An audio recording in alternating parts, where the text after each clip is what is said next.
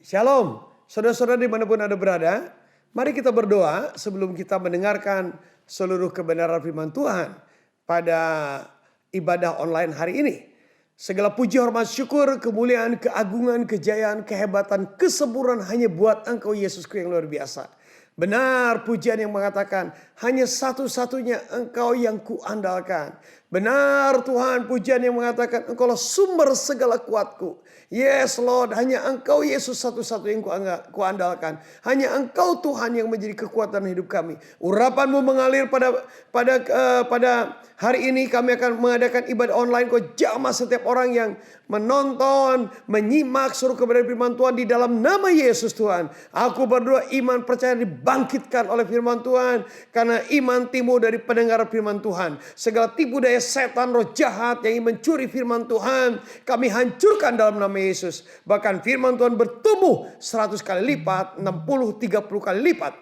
Dan aku berdoa Yesusku yang luar biasa, segala bentuk kekhawatiran, ketakutan yang mengakar itu kami cabut sampai akar-akarnya Tuhan. Secara supranatural dan melalui kebenaran firman Tuhan. Di dalam nama Yesus luar biasa, kami siap untuk menerima seluruh kebenaran firman Tuhan. Haleluya. Amin. Pembacaan Alkitab hari ini terambil dari Matius pasal 6 ayat 25 sampai 34 mengenai hal kekhawatiran. Demikian firman Tuhan. Karena itu aku berkata kepadamu, janganlah khawatir akan hidupmu, akan apa yang hendak kamu makan atau minum, dan janganlah khawatir akan tubuhmu, akan apa yang hendak kamu pakai. Bukankah hidup itu lebih penting daripada makanan, dan tubuh itu lebih penting daripada pakaian? Pandanglah burung-burung di langit yang tidak menabur dan tidak menuai dan tidak mengumpulkan bekal dalam lumbung, namun diberi makan oleh Bapamu yang di sorga. Bukankah kamu jauh melebihi burung-burung itu? Siapa di antara kamu yang karena kekhawatirannya dapat menambahkan sehasta saja ada jalan hidupnya? Dan mengapa kamu khawatir akan pakaian? Perhatikanlah bunga bakung di ladang yang tumbuh tanpa bekerja dan tanpa memintal. Namun aku berkata kepadamu, Salomo dalam segala kemegahannya pun tidak berpakaian seindah salah satu dari bunga itu.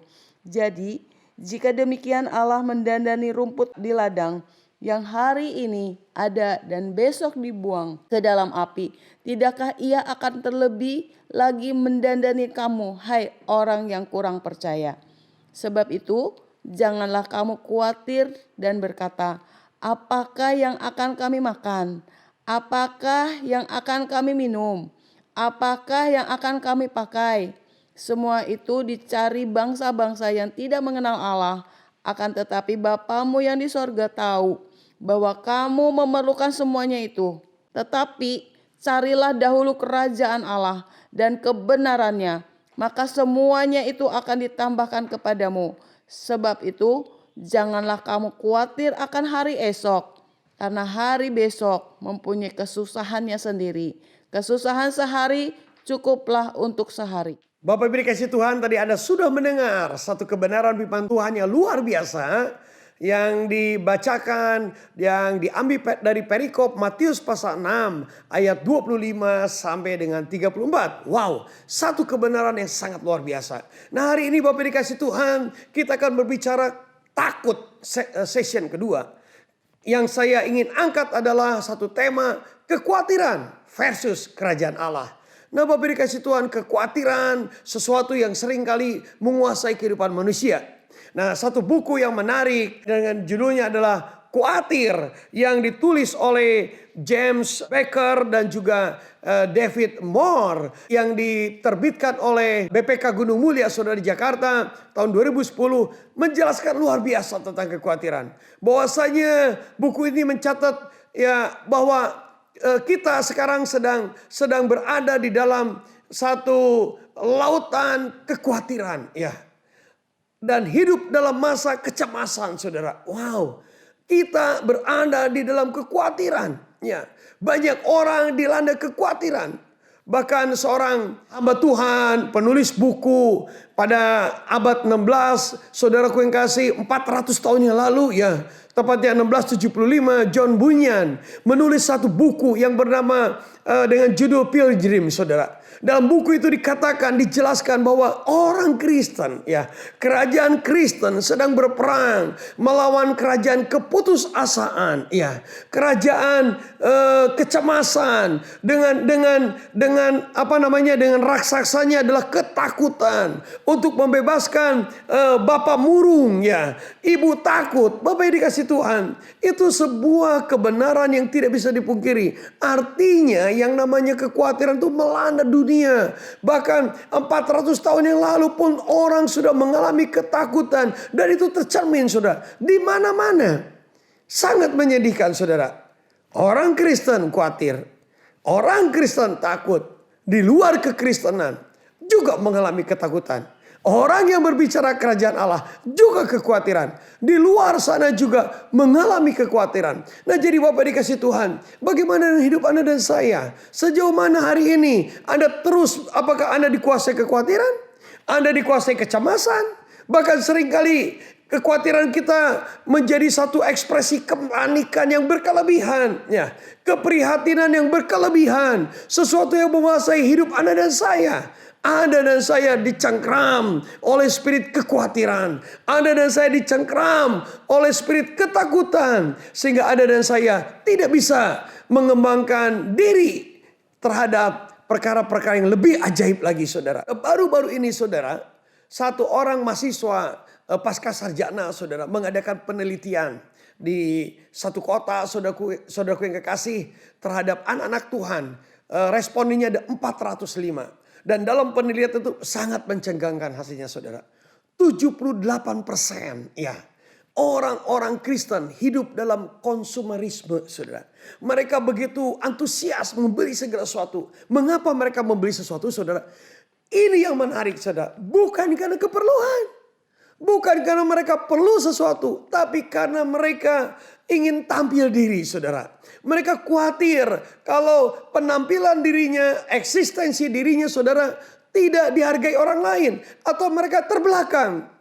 Dan 45%, saudara, mengalami kekhawatiran terhadap kegerakan-kegerakan zaman now ini, saudara. Karena hari ini bukan zaman milenial lagi, saudara, sudah berubah menjadi zaman yang luar biasa, sangat berkembang. Dulu disebut zaman modern, hari ini postmodern, saudara. Yang dicari adalah eksistensi diri, saudara. Tentang siapa aku, bagaimana kehidupan aku, apakah penampilan aku well performance, saudara. Apakah aku bagus dilihat. Dan mereka bebas berekspresi, saudara. Apa saja ekspresinya, saudara. Tidak ada kebenaran yang mutlak. Semua serba subjektif. Bapak yang dikasih Tuhan. Dan ini membuat dampak kekhawatiran yang begitu luar biasa, saudara. Apakah hari ini Anda sedang mengalami kekhawatiran? Atau Anda dan saya percaya seperti sebuah buku yang ditulis oleh John Rice 1948 yang mengatakan, kita bersyukur merasa susah. Kita bersyukur kita merasa gagal. Kita bersyukur kita merasa tidak bisa berbuat apa-apa. Atau Anda dan saya terus dipacu eksistensi diri. Atau gereja terus dipacu, saudara, untuk mencari sesuatu yang lebih lagi, lebih unggul, lebih unggul, lebih unggul. Sehingga kalau penampilan kita tidak well performance, kita menjadi worry, saudara. Renungkan ini semuanya, saudara. Bapak Ibu dikasih Tuhan, saya sungguh kagum kepada firman Tuhan. Saya sungguh kagum kepada Tuhanku. Tuhan Anda dan saya, Tuhan kita semua, Tuhan penyelamat seluruh umat manusia. Yang namanya Yesus Kristus, saudara. Juru selamat dunia. Betul-betul luar biasa, saudara. Ribuan tahun yang lalu, 2000 tahun yang lalu, saudaraku yang kekasih, Yesus Kristus berfirman. Yesus Kristus berkhotbah, saudara, yang disebut dengan khotbah di bukit. Ya, Injil Matius menyebutkan khotbah di bukit itu Matius pasal 5, Matius pasal 6, Matius pasal 7. Matius pasal 1 sampai Matius pasal 3, Injil Matius mencatat tentang bagaimana Yesus Kristus datang ke dunia, bagaimana firman menjadi manusia, inkarnasi firman yang dikuasai Roh Kudus, Yesus Kristus lahir ke dunia, dan kemudian Matius pasal 4 tentang pencobaan Yesus Kristus, bagaimana Yesus Kristus dicobai oleh setan, saudara. Yesus Kristus dalam keadaan lapar, dalam keadaan tidak bertenaga, dalam keadaan lelah. Yesus Kristus dibawa oleh setan dan kemudian mengalami pencobaan. Lalu pada saat itu juga Yesus Kristus setelah menang dari pencobaan. Tapi ada satu ayat yang luar biasa. Ayat itu menjelaskan bahwa iblis berusaha menunggu waktu yang tepat, ingin mencoba Yesus Kristus lagi. Dan kemudian Yesus Kristus, saudara kekasih, Yesus dibaptis oleh Yohanes memenuhi hukum Taurat dan juga penggenapan bahwa Yesus adalah anak Allah yang luar biasa. Allah berkenan kepada Yesus Kristus, dan pada saat itulah Yesus Kristus mulai melakukan pelayanan dan mengatakan kerajaan Allah sudah dekat, bertobatlah sebab kerajaan Allah sudah dekat. Itu adalah awal pertama kali Yesus Kristus melayani. Dan Matius pasal 5, 6 dan 7, Yesus Kristus mengumpulkan banyak orang di bukit dan melakukan satu khotbah yang disebut dengan khotbah di bukit. Dan inilah khotbah di bukit itu, saudara. Rangkaiannya ada doa Bapa Kami, ada berbicara soal akhir zaman dan lain sebagainya. Nah, di Matius pasal 6, Tuhan Yesus berbicara soal kekhawatiran. Nah, saudara, gue kasih apa yang dikatakan oleh Alkitab tentang kekhawatiran, saudara. Alkitab menjelaskan kekhawatiran sebenarnya bermakna satu kecemasan, saudara. Satu ketakutan yang berkelebihan, saudara. Terus menerus, saudara. Prioritas utamanya adalah diri sendiri. Bagaimana dengan aku? Bagaimana dengan keluargaku? Bagaimana dengan bisnisku? Bagaimana kalau besok aku tidak bisa makan? Bagaimana kalau ada kejadian-kejadian yang sangat mengerikan? Wow, nanti aku bisa celaka. Nanti aku bisa sengsara. Bagaimana kalau aku mati? Dan lain sebagainya tanpa sebuah jawaban. Dan terus menerus, saudaraku, menjadi tirani, menjadi penjara, saudara. Itulah sebabnya, saudaraku yang kekasih, John Bunyan, ya, yang tadi di awal dijelaskan oleh saya, menulis sebuah buku Pilgrim, ya, yaitu yang menyerang kekristenan, sedang menyerang kerajaan keraguan-raguan dengan penguasanya keputusasaan. Yesus Kristus tahu persis, saudara. Yesus menjelaskan dalam Alkitab ada banyak orang dikuasai oleh kekhawatiran, saudara. Saudara kekasih, apakah ada dampak positifnya? Ada dampak yang baiknya? Tidak ada, saudara. Alkitab menjelaskan bahwasanya ketika orang khawatir, saudara, maka dia tidak bisa menambahkan sehasta kehidupannya, saudara. Sehasta. Kalau Anda dan saya khawatir berkelebihan, maka hidupmu itu tidak bergerak maju, saudara. Imanmu itu tidak pernah bergerak maju. Pelayananmu tidak pernah bergerak maju. Hei anak muda, engkau pun tidak pernah punya masa depan yang luar biasa. Tidak bisa menambah sehasta. Jadi sehasta itu, saudara, artinya dari sini sampai kepada siku kita, saudara. Itu sehasta. Hidupmu tidak bisa bertambah sehasta, Bapak dikasih Tuhan. Jadi dengan kata lain, kekhawatiran itu sama sekali tidak bisa menambahkan apapun dalam hidup Anda dan saya. Sekali lagi, saudara, kalau kepanikanmu, saudara, melebihi segala sesuatu tentang kehidupan engkau, saudara, maka hidupmu tidak pernah maju. Hidup Anda tidak pernah bisa bergerak, saudara. Anda betul-betul akan tenggelam dalam kekhawatiran itu. Anda dikuasai oleh keraguan-raguan, ya.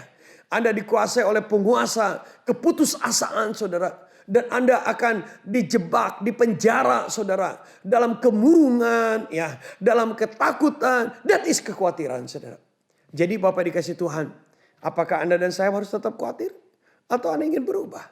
Hari ini, kalau Anda percaya kerajaan Allah, maka kekhawatiran itu akan sirna, saudara.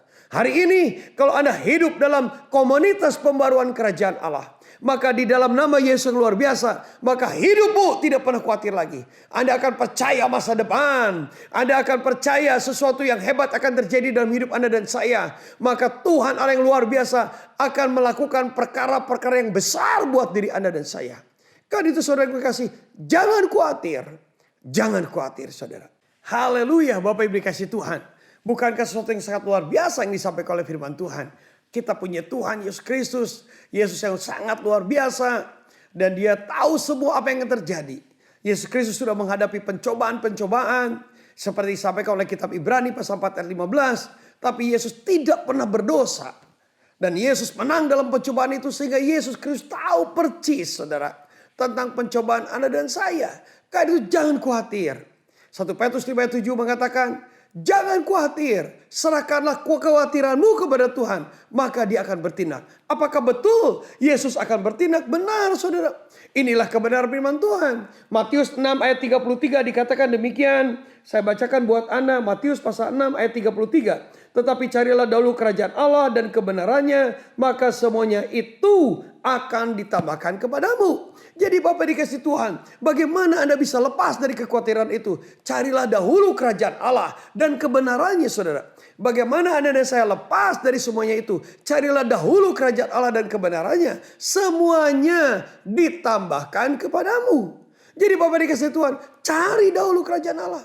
Nah kata cari ini zeteo saudara.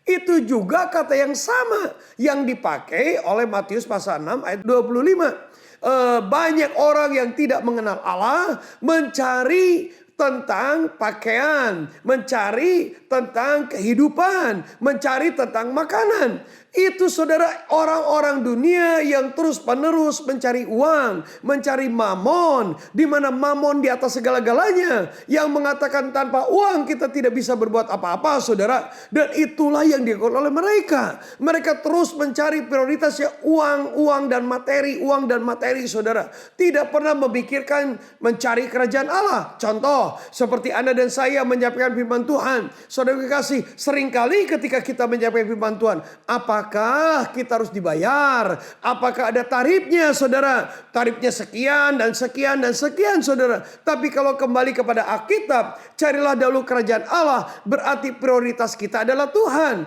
Prioritas kita adalah kebenaran firman Tuhan. Prioritas kita adalah kuasa daripada Tuhan. Karena kalau Anda bicara kerajaan Allah, Anda sedang berbicara kuasa Tuhan nyata dalam hidup Anda dan saya. 1 Korintus 4 ayat 20 mengatakan, kerajaan Allah bukan berbicara soal perkataan, tapi soal kuasa. Jadi kalau Anda dan saya mencari kerajaan Allah, Anda dan saya sedang berusaha, sedang berdoa kepada Tuhan, meminta kuasa Tuhan itu nyata. Kuasa Tuhan dianugerahkan saudara. Anda tidak perlu semedi di pohon yang besar atau di gunung mana atau di tengah hutan atau di dalam lautan sekalipun. Anda tidak perlu melakukan ritual seperti itu. Tapi konsep mencari kerajaan Allah adalah Anda percaya tentang kuasa Tuhan yang memberi kekuatan dalam hidup Anda dan saya. Anda tegar di tengah badai. Bukan saja Anda tegar di tengah badai, tapi Anda bisa menghardik penyebab badai itu. Anda bisa menengking kuasa setan. Di dalam nama Yesus, hei setan, kau berhenti, engkau diam. Anda punya kuasa saudaraku yang kasih. Bahkan Anda bukan sekedar tegar berdiri di tengah badai, tapi Anda bisa berjalan di dalam badai kehidupan sampai kepada garis akhir kehidupanmu. Itulah kuasa saudara. Alkitab itu penuh dengan kuasa.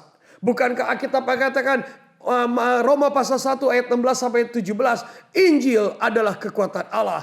Injil adalah the power of God. Injil itu berbicara Yesus Kristus saudara. Bagaimana Yesus ada di dunia saudara. Bagaimana Yesus menanggung segala dosa Anda dan saya saudara. Bagaimana Yesus menyerahkan nyawanya di atas kayu salib. Dan kemudian Yesus Kristus mati, dikuburkan di satu kuburan yang sangat baru oleh Yusuf dari Arimatea selama 3 hari. Dan kemudian Yesus Kristus bangkit pada hari ketiga, menampakkan dirinya selama 40 hari dan menceritakan kerajaan Allah. Kisah para Rasul 1 sampai 3. Bukankah Yesus setelah 40 hari naik ke surga saudara? Itulah Injil. Dan kalau Anda sampaikan ini, maka Injil kerajaan Allah itu ada kuasa menyelamatkan jiwa saudara. Keselamatan itu berbicara soal preservation, pemeliharaan Yesus Kristus dalam hidup Anda dan saya. Keselamatan itu berbicara soal deliverance saudara. Anda dan saya dibebaskan dari ikatan kuasa setan. Anda dan saya dibebaskan dari ikatan kepahitan, kekecewaan, ketakutan saudara. Anda betul-betul dibebaskan. Dan Anda mendapatkan hidup yang kekal. Kalau Anda dan saya mati, Anda dan saya masuk surga saudara. Inilah keselamatan jiwa. Dan itulah power saudara, kekuatan. Kalau keselamatan jiwa nyata dalam diri Anda dan saya, seharusnya Anda dan saya tidak khawatir. Seharusnya Anda dan saya tidak takut saudara. Apalagi Anda dan saya seorang pelayan Tuhan. Apalagi Anda dan saya seorang pembawa kebenaran firman Tuhan. Seharusnya ada kuasa Tuhan. Saya secara manusia pasti takut. Saya secara manusia pasti gentar. Saya memikirkan anak saya memikirkan istri saya memikirkan keluarga saya memikirkan masa depan bagaimana. Apalagi situasi kondisi dunia seperti saat ini, saudara. Secara manusia gentar, takut, dan saya bisa berkelebihan, kemudian terjebak dalam kekhawatiran. Saudara kekasih, benar. Itu hal yang wajar, saudara. Tapi Alkitab mengatakan, carilah dahulu kerajaan Allah. Kalau Anda hidup dalam pencarian kerajaan Allah, kuasa itu nyata. Maka Anda punya kekuatan yang luar biasa, saudara. Nah, Bapak dikasih Tuhan, itulah makna kuasa itu. Bapak dikasih Tuhan, kalau kita terus-menerus memikirkan kekhawatiran, itu dampaknya bukan saja sekedar masalah yang bersifat perasaan biasa. No, psikis, saudara. Kejiwaan, ya. Banyak orang mental illness itu, saudara, oleh karena kekhawatiran yang berkelebihan. Gangguan kejiwaan, saudara. Bahkan kekhawatiran itu berdampak terhadap kesehatan. Anda dan saya bisa unstable imunitas dalam diri Anda dan saya, saudara kekasih. Jadi Bapak dikasih Tuhan, kekhawatiran sama sekali tidak berdampak sesuatu yang baik. Tapi kalau Anda percaya akan kuasa Tuhan, maka kuasa Tuhan yang luar biasa dalam hidup Anda dan saya itu betul-betul nyata, saudara. Bahkan Rasul Paulus dalam kitab Efesus menjelaskan bahwa kuasa Allah yang membangkitkan Yesus dari kematian ada dalam diri Anda dan saya, saudara. Seringkali ketika kita berbicara kuasa, seringkali banyak anak-anak Tuhan mendiskreditkan ini sepertinya tentang kebenaran dari denominasi tertentu dari sebuah gereja.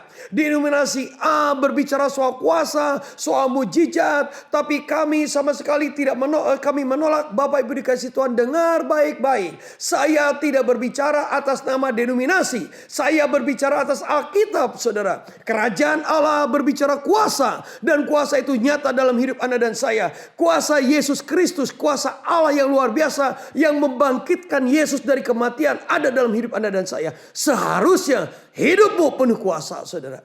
Hidupmu penuh kuasa. Kuasa hidup dalam kekudusan. Ya.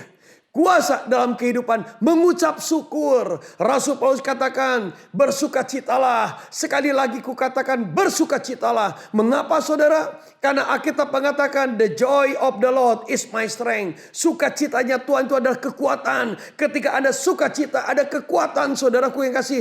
Kerajaan Allah, Roma 14 ayat 27 mengatakan, kerajaan Allah bukan berbicara soal makanan dan minuman, tapi damai, sejahtera, dan sukacita. Dan ketika Anda sukacita, itulah kekuatan Tuhan. Itulah kerajaan Allah, saudara. Carilah dahulu kerajaan Allah, saudara. Kalau Anda sudah percaya Yesus sebagai Tuhan dan Juru Selamat. Sekali lagi, saya garis bawahi. Kalau Anda dan saya sudah percaya Yesus Kristus sebagai Tuhan dan Juru Selamat. Sejauh mana Anda intim dengan Tuhan? Sejauh mana Anda percaya kepada Tuhan? Sejauh mana Anda mengenal Tuhan? Semakin Anda mengenal Tuhan, maka grafik kekhawatiranmu semakin landai, saudara. Tapi kalau Anda tidak mengenal Tuhan, kalau Anda tidak percaya Yesus sebagai Tuhan dan Juru Selamat, maka grafikmu, saudara, tentang kekhawatiran semakin bergerak, semakin gerak, dan membuat hidupmu dan saya menjadi lemah. Anda tidak pernah bisa maju, saudara. Anda dikuasai kepanikan yang berkelebihan. Anda dikuasai oleh berbagai macam hal kecemasan. Anda dikurung oleh ketakutan dan Anda tidak bisa bergerak.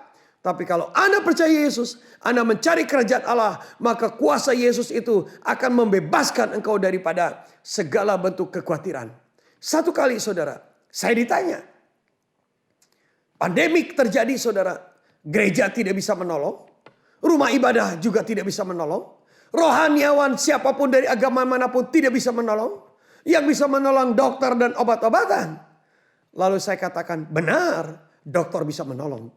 Obat-obatan bisa menolong. Tapi kesembuhan hanya terjadi di dalam nama Yesus Kristus. Kesembuhan hanya terjadi di dalam nama Tuhan. Sukacita sejati hanya terjadi ketika kau bersukacita di dalam nama Yesus Kristus.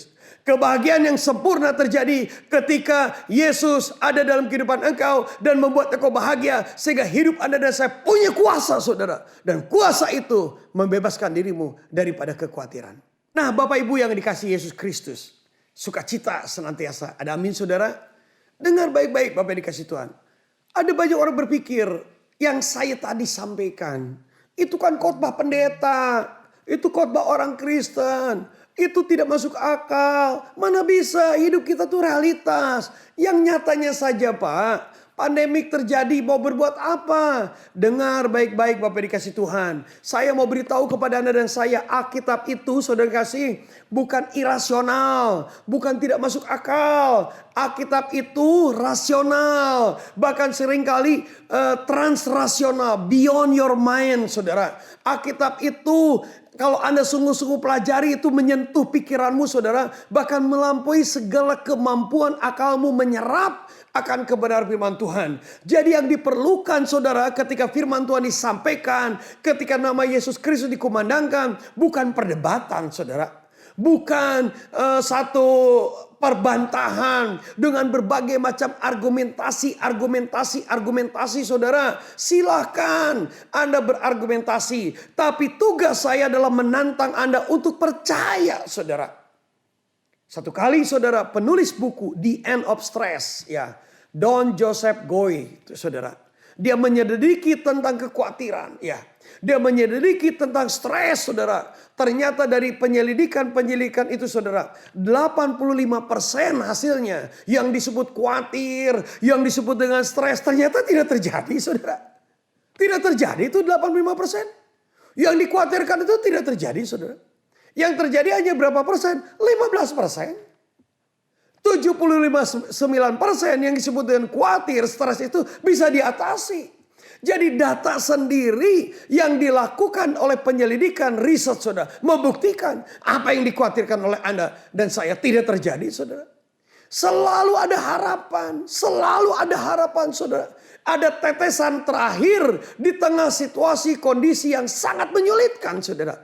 Satu kali saudaraku yang kasih dalam pasar yang begitu melimpah ruah saudara, ada seseorang yang mengadakan perlombaan saudara. Siapa yang bisa mengeluarkan tetesan terakhir dari jeruk ini, maka kamu akan mendapatkan sejumlah uang yang besar. Ya. Jeruknya saudara sudah peot ya, artinya sudah udah kecut, sudah seperti sudah memang tidak ada air lagi. Dan tiba-tiba muncul saudara kasih seorang laki-laki yang besar saudara perawakannya. Bodybuilding man. Maco kata manusia zaman sekarang saudara. Jeruk itu diambil saudara. Diperas dengan kekuatan yang sangat luar biasa saudara. Semua penonton menyaksikan. Semua penonton percaya ini orang besar, orang kuat. Dan pasti saudara jeruk itu akan mengeluarkan tetesan. Ditunggu demi ditunggu. Tidak ada tetesan saudaraku. Satu pun tetesan tidak ada. Tiba-tiba muncul seorang nenek yang sudah tua saudara. Wow, umurnya mungkin sudah 75 tahun. Nenek itu angkat tangan. Saya akan mengeluarkan tetesan terakhir daripada jeruk itu saudara. Lalu Bapak dikasih Tuhan. Orang bingung, orang ada yang berbisik. Udahlah Neng, di rumah saja. Stay at home. Ya. Work from home, stay safely, jangan di keramaian, nanti kena virus dan bakteri Nek, nanti mati. Ada yang ngomong seperti itu saudara. Dan kalau saudara di sana pun saudara tidak percaya. Tapi nenek ini saudara gue kasih. Dia tetap ngotot, dia berjalan saudara. Dia naik ke panggung dan kemudian dia ambil jeruk itu saudara yang sudah tipis, yang sudah tidak berbentuk lagi. Nenek itu tidak dengan keras saudara. Tapi nenek ini teratur. Dari ujung kiri dia pijat saudara jeruk itu. Lalu dia balikin lagi. Dari ujung kanan dia pijat lagi jeruk itu saudara. Dari belakang dia pijat lagi. Dari semua arah dia pijat saudara. Dan sampai satu kali dalam hitungan detik saudara. Tiba-tiba tetesan jeruk itu datang saudara. Muncul keluar. Tes. Wow, semua penonton tepuk tangan saudara. Panitianya tercengang, terpukau, luar biasa hebatnya nenek ini. Semua tertawa. Dan nenek ini mendapatkan jumlah uang yang besar. Pada waktu ditanya, kenapa Nek bisa berbuat seperti itu? Lalu nenek ini mengatakan, dari pengalaman hidup saya, tidak pernah tidak ada jalan buntu. Seringkali saya berpikir negatif. Tapi kenyataannya pada waktu saya terus berjalan. Pada akhirnya ada satu jalan yang bisa saya menyelesaikan berbagai macam persoalan. Bapak yang dikasih Tuhan, apapun keputusanmu hari ini, apapun keadaanmu hari ini, jangan khawatir. Kalau selatan sudah tertutup, kalau barat sudah tertutup, utara sudah tertutup, timur tertutup, saudara, 8 arah mata angin tertutup, percayalah, jangan khawatir. Yesus Kristus sanggup menolong Anda. Itulah kebenaran. Makanya Bapak yang dikasih Tuhan, Matius 6 ayat 33 mengatakan, carilah dahulu kerajaan Allah dan kebenarannya, saudara. Jangan sampai Anda tidak jalan, Anda tidak mencari kebenarannya. Lewat Injil Matius pasal 6 ayat 25 sampai dengan 34, saudara, 3 kebenaran seharusnya yang Anda dan saya pikirkan. Yang pertama ayat 25 mengatakan, hidup itu lebih penting daripada makanan, saudara. Hidup itu lebih penting daripada makanan. Tubuh ini lebih penting daripada pakaian. Dengar saudara kekasih, burung di udara dipelihara. Bunga bakung, saudara, dia punya warna yang begitu indah, melebihi pakaian daripada Salomo. Bapak yang dikasih Tuhan, kalau Yesus Kristus mati buat hidup Anda dan saya di atas kayu salib menyerahkan nyawanya, maka hidup Anda dan saya lebih baik, lebih berguna, lebih bernilai dibandingkan binatang, saudara. Dibandingkan tumbuh-tumbuhan. Burung di udara dipelihara, apalagi Anda dan saya. Hidup itu, saudara, terdiri dari 3 hal.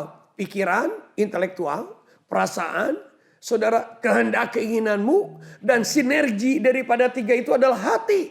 Dengar baik-baik, saudara. Hidup itu bukan karena makanan dan minuman. Hidup itu bukan karena pakaian. Tapi karena kebenaran firman Tuhan. Dari setiap firman Tuhan yang disampaikan oleh kebenaran firman Tuhan dari Kejadian sampai Wahyu ini, saudara. Kalau Anda percaya firman, maka imanmu dibangkitkan. Dengan iman itu engkau bisa memindahkan gunung ke tengah lautan, saudara. Jadi jangan khawatir. Bukankah ada nyanyian? Jangan kamu khawatir. Burung di udara dia pelihara. Bapak dikasih Tuhan, jangan khawatir. Kalau burung dipelihara, saudara, Anda dan saya sudah ditebus oleh darah Yesus. Anda berharga dibanding siapapun juga. Itulah kebenaran. Kebenaran yang kedua dikatakan bahwasanya ayat 26. Bapa di surga tahu segala kebutuhan Anda dan saya. Bapa di surga tahu kebutuhan Anda dan saya. Ini satu kebenaran firman Tuhan. Satu ayat yang sangat luar biasa, saudara. Bapa di surga tahu kebutuhan Anda dan saya. Matius pasal 6. Saya akan bacakan satu ayat ini, saudara. Supaya menjadi kekuatan dalam hidupmu. Dan engkau dibangkitkan imanmu. Pandanglah burung-burung di langit yang tidak menabur dan tidak menuai dan tidak mengumpulkan bekal dalam lumbung, namun diberi makan oleh Bapamu yang di surga. Bukankah kamu jauh melebihi burung-burung itu? Ayat 32. Semuanya itu dicari bangsa-bangsa yang tidak mengenal Allah, akan tetapi Bapamu yang di surga tahu bahwa kamu memerlukan semuanya itu. Itulah kebenaran firman Tuhan, saudara. Carilah kebenaran itu. Anda percaya kepada itu semuanya, saudara. Kepada firman Tuhan. Bapamu yang di surga akan memelihara engkau. Jadi Bapak dikasih Tuhan, jangan khawatir. 1 Petrus 5 ayat 7 mengatakan, serahkanlah kekhawatiranmu, maka Tuhan akan memelihara engkau. Carilah dahulu kerajaan Allah dan kebenarannya, semuanya ditambahkan kepadamu. Percayakan anakmu, percayakan istrimu, dengan cara engkau mencari kerajaan Allah. Dengan kesungguhan hati. Biar kuasa Yesus ada dalam hidupmu. Yesus mengasihi engkau. Sampai Yesus datang kedua kalinya. Tuhan memberkati Anda semuanya. Nah, karena itu Bapak Ibu dikasih Tuhan. Saya akan mengakhiri seluruh kebenaran firman Tuhan ini. Saya akan mengakhiri seluruh kebenaran firman Tuhan ini dengan doa. Yang pertama, bagi Anda yang hidup dalam kekhawatiran. Mari kita introspeksi diri Anda dan saya. Sudahkah Anda percaya Yesus Kristus sebagai Tuhan dan Juru Selamat? Mungkin Anda sering ke gereja, tapi kepercayaanmu tidak mutlak 100%. Anda tidak pernah deklarasikan. Anda tidak pernah mengaku dengan mulutmu, Yesus adalah Tuhan. Maukah hari ini Anda percaya Yesus sebagai Tuhan dan Juru Selamat? Yang kedua, saya akan berdoa bagi orang yang mengalami kepahitan, kekecewaan, saudara. Dan yang ketiga, saya akan berdoa bagi kehidupan Anda dan saya. Supaya anugerah kasih karunia Tuhan dicurahkan. Hidup punya kuasa. Dari mulai awal penayangan ini selalu ada tagline tentang konsultasi kehidupan. Jika Anda punya persoalan, hubungi saudara. Nomor-nomor yang ada di tagline itu saudara. Percayalah, ada solusi Alkitabiah dalam kehidupan Anda dan saya. Mari kita berdoa.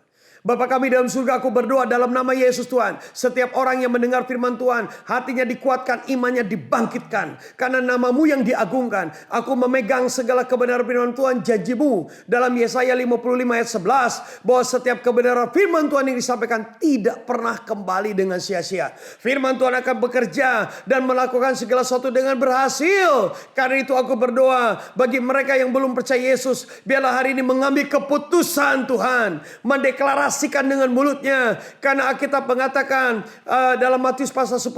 Barang siapa yang tidak mau mengakui Yesus Kristus di hadapan orang banyak. Maka Yesus tidak akan mengakui di hadapan Bapa Surgawi. Dan dengan mulut orang mengaku dibenarkan. Aku berdoa mereka percaya Yesus, mulutnya mengaku. Dan berkata, Yesus, aku adalah orang yang percaya kepada Engkau. Jadilah Tuhan dan Juru Selamat dalam kehidupan kami. Karena itu aku berdoa Tuhan. Setiap orang yang percaya Yesus, bangkitkan iman mereka. Mereka tidak khawatir lagi Tuhan. Segala bentuk kepahitan, kekecewaan yang membuat hidup mereka tidak diberkati oleh Engkau Tuhan. Berdasarkan Mazmur 10 ayat 14.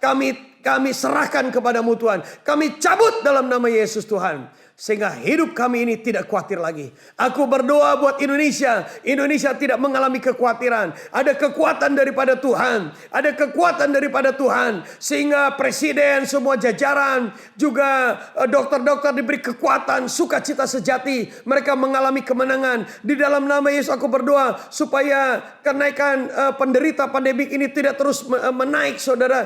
Menaik Yesusku tapi menurun dalam nama Yesus. Turun Tuhan Yesusku dalam nama Yesus Tuhan. Mari Roh Kudusku, pengurapan menyertainya Tuhan. Dan aku juga berdoa di dalam nama Yesus luar biasa. Biarlah lewat tayangan ibadah online ini, setiap orang tidak lagi khawatir, menyerahkan kekhawatirannya kepada Tuhan. Dan mereka digerakkan oleh keselamatan jiwa. Keselamatan jiwa di dalam nama Yesus Kristus. Keselamatan jiwa itu yang membuat mereka dikuatkan Tuhan. Dan aku berdoa berikan hikmat marifat surgawi. Sehingga setiap jemaat tahu persis bagaimana mengelola keuangan. Tahu persis bagaimana bekerja dengan baik. Di dalam nama Yesus luar biasa. Aku berdoa dan bersyukur. Haleluya. Amin.